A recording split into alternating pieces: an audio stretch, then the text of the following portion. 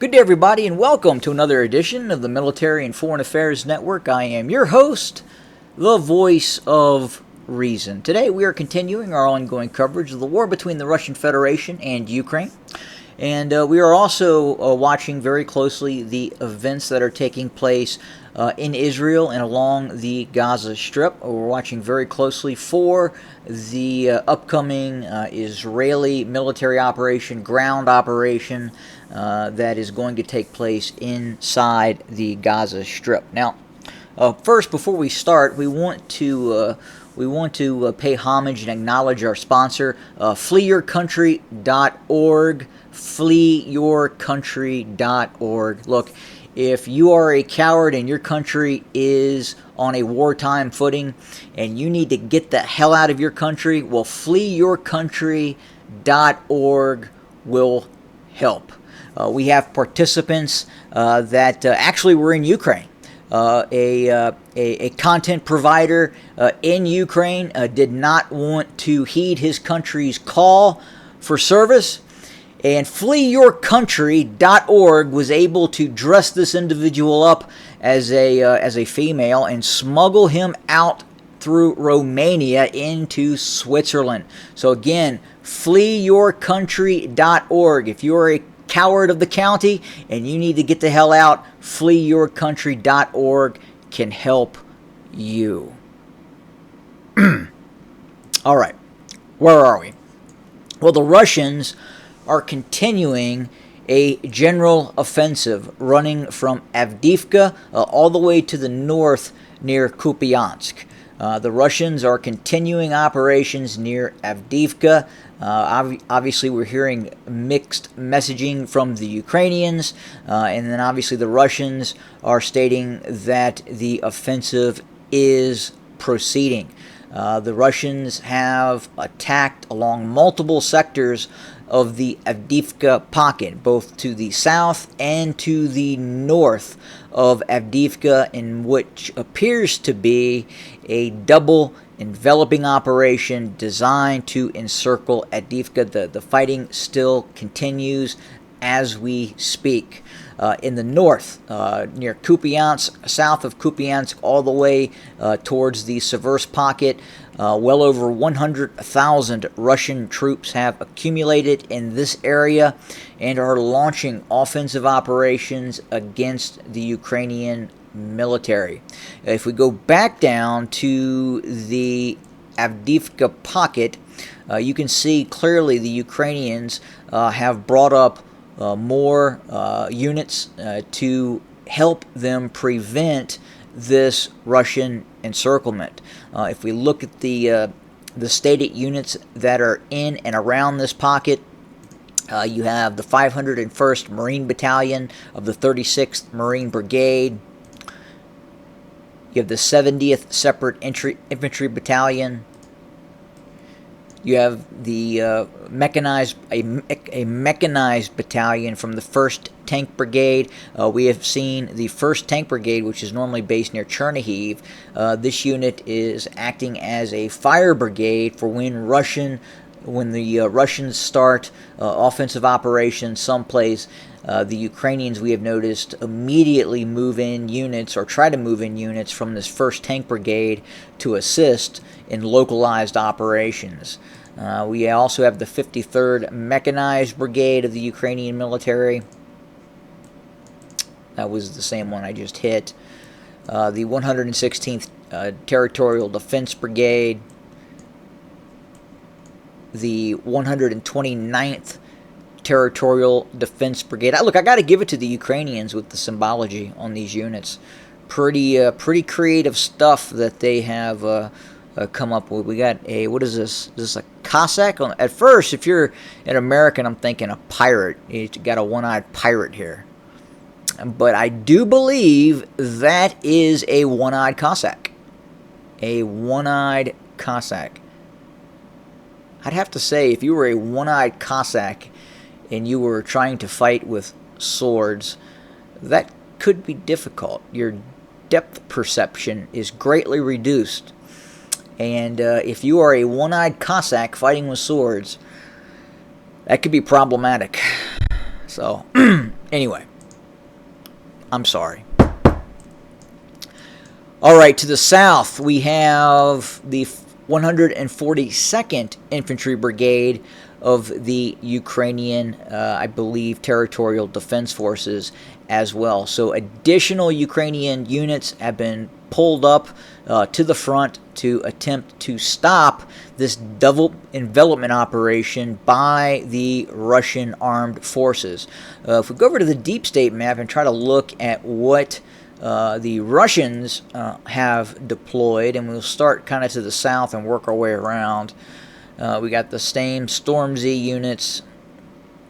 They call them Shoiguist, I assume, from the defense minister. Not sure why Deep State is calling them that. Who knows? So you have elements of the Novorossiya units. I'm not sure what that is. Maybe someone who can read Cyrillic can give me some information on that one. 87th Rifle Regiment, the 117th Rifle Regiment, Motorized Rifle Regiment. That's a DPR unit. So most of these units were here prior when I looked at what the Russians were deploying, and again, quite possibly there are many more Russian units deployed in this sector. We just don't know the unit designations at this point. We do know from the force construct and then further to the north, the Russians have a larger force construct in the north that has been building up for some time. And I had talked about previously that I had believed that there would be an offensive near Seversk. Now, that hasn't happened yet. Now, that's not to say it won't happen. It's just not happened yet. Again, the Russians are deploying large amounts of resources, again, running from the southern sector of the Seversk pocket all the way to the north towards Kupiansk. And as we speak, the Russians are continuing offensive operations in the Kupiansk direction. And this has to reference in terms of what is happening in the failed Ukrainian counteroffensive south of Orikhiv. I think at this point, it's safe to say that is over. If the Russians are launching large-scale offensive operations in other parts of the front line, I think it's safe to say that the Russians believe that they have a handle on things in and along the Zaporizhzhia front. And I think it's safe to say the Russians believe that the concept of a successful breakthrough by Ukrainian forces towards Tokmak, or even progressing much further towards Verbova or Novopravkovka, is something that in all probability is simply not going to happen at this point. Again, if you look at the size of some of these towns the Ukrainians are attempting to capture and do not have the ability to capture, okay, these are small villages. Verbova is an incredibly small village. It is a one-lane town, essentially, a one-street town. Okay, and if you go up to the north and you have a look at Avdiivka and you look at the size of that, now this is a fairly large city or town, population of over 30,000 people.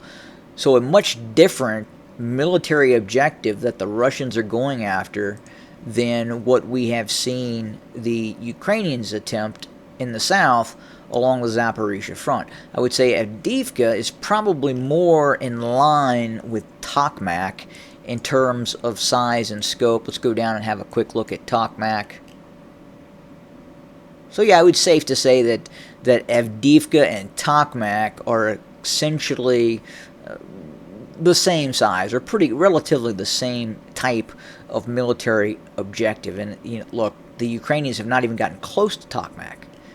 They haven't been able to even penetrate the main Surovikin line, as it's called, and it's just not one line. It's multiple layers of Ukrainian defenses, and it looks like it won't come up for some reason.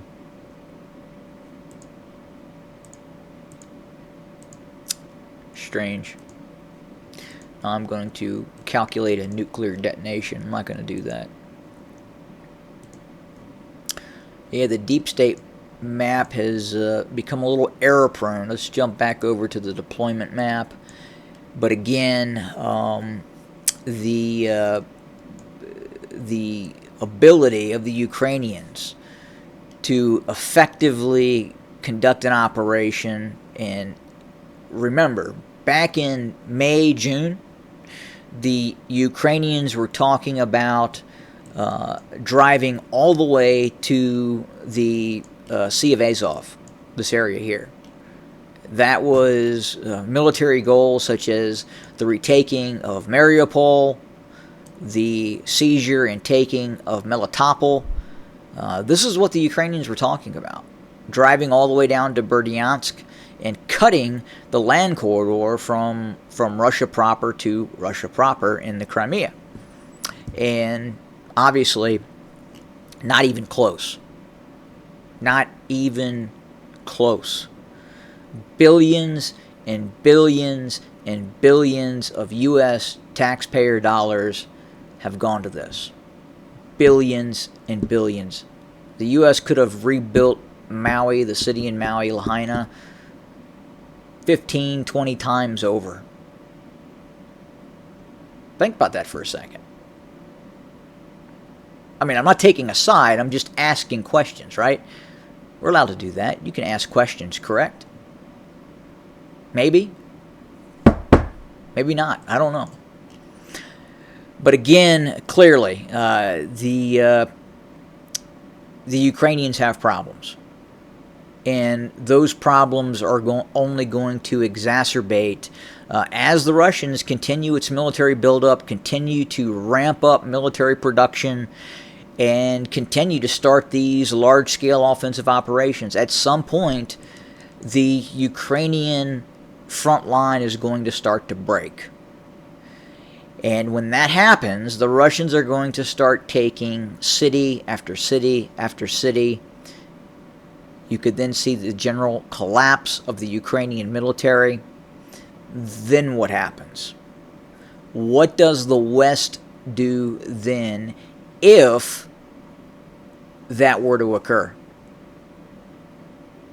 Man, I don't know what that answer is. We'd have to look at the political party in power in the United States at the time if that were to happen. But it's very possible. Clearly, the Russian military is in this for the long term. They are not looking to end this conflict. They are going to ramp this conflict up. And I believe at this point they have certain military goals, certain military objectives at the minimum that they are looking to accomplish. So that's where we stand for today. We will continue to watch things very, very closely in the borderlands. We will continue to report. As always, have a good day.